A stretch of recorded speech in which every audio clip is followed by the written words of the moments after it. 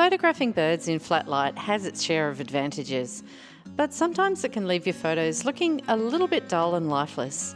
Today we're going to have a look at some flat light images, review what I could have done in the field to make them better, and then look at how we can fix some flaws and add some pop.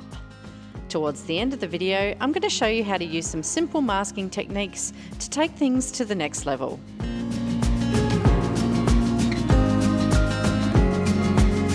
If you're new to the channel, welcome to Flying Parrot Photography. I'm Sonia and this is Morty, and we're here to help you shoot with creative confidence.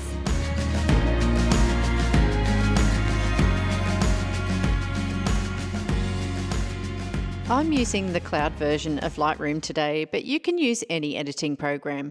We'll just be using basic tools and most of them are very similar. There's a link in the description for my free guide to editing tools, which gives you the rundown on similar effects in other editing software. Our first image contains a common problem. The light direction has the bird's face in shadow.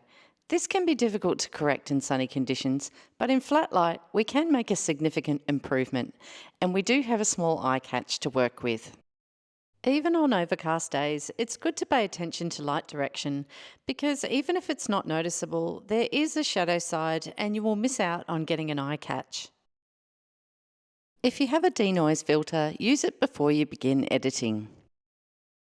If we just raise the overall exposure on this image, we quickly run into areas that are a little bit too bright and distracting.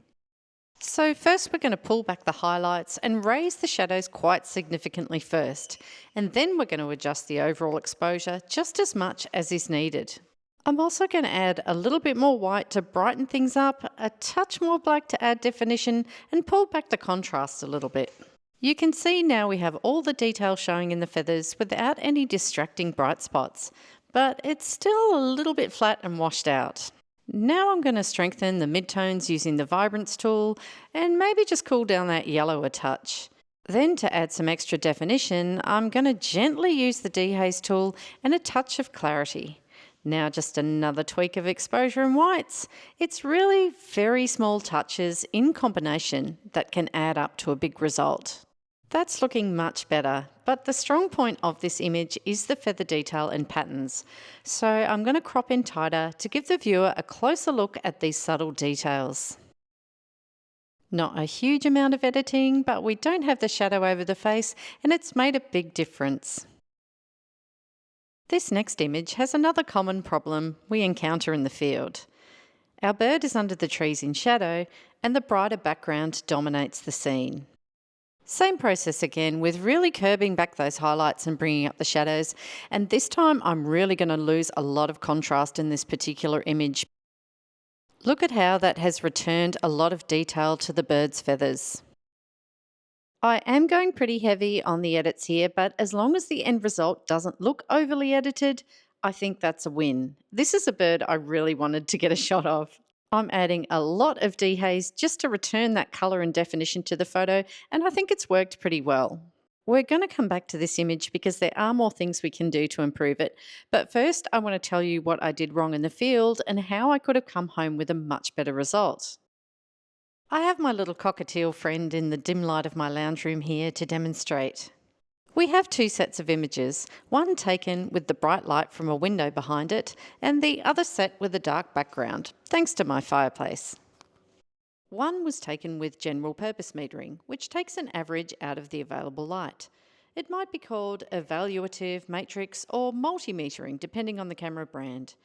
The second image was taken with spot metering, with the spot pointed on the bird's head. I find that spot metering gives a much better result, the camera exposing specifically for the bird's tone and letting the rest of the scene fall wherever it will. When you have difficult light, I prefer to have any under or overexposed areas in the background rather than on the main subject. Now let's go back to our flycatcher because there are a few more things we can do to improve this image. I'm going to create a quick and simple mask using the brush tool and further enhance the back of the bird with a variety of small tweaks, just using the same tools I've used on the whole image. The secret to success is only using very small increments of each tool and keeping a close eye out for any unwanted side effects such as halos or banding. Next, I'm going to use a radial gradient mask to add a tiny little bit more light to the face and eye, making sure that I have plenty of feathering to blend it in nicely. Watch that you don't get an obvious visible circle. It should be more of a very light dusting of light effect and quite subtle. Here's another image that's a bit on the dull side. We're going to repeat the same process, lifting shadows and trimming highlights before testing small increments of other sliders, paying attention to colour tone and contrast, and looking for that sweet spot as we go. This time, I'm going to use masking to add some variation to the light in the background to bring a bit more life into the composition. I'm using the linear gradient, subtracting my subject from the mask and gently enhancing the natural light direction. It's best to work with what you have and avoid bringing in a second light source. If you're new to masking, using radial and linear gradients is a great place to start. Dull days are also ideal for shooting in the high key style. I have a separate tutorial on that, link is in the description. This is a pretty typical image taken of a fast moving bird in the shade of a tree. Not much opportunity to do anything but get it in the frame. I'm making my usual adjustments, but masking the whole bird is going to be tricky due to the tail. So I'm just going to use a radial gradient, which does the job nicely without having to fuss over a detailed mask. It always pays to zoom in and just double check for any halos or artifacts that might have appeared. I do have a more detailed look at masking coming up, so hit the subscribe if you'd like to see that one. And just so we end on a high note, here's my little Reggie assaulting a lemon. Happy birding and talk to you soon.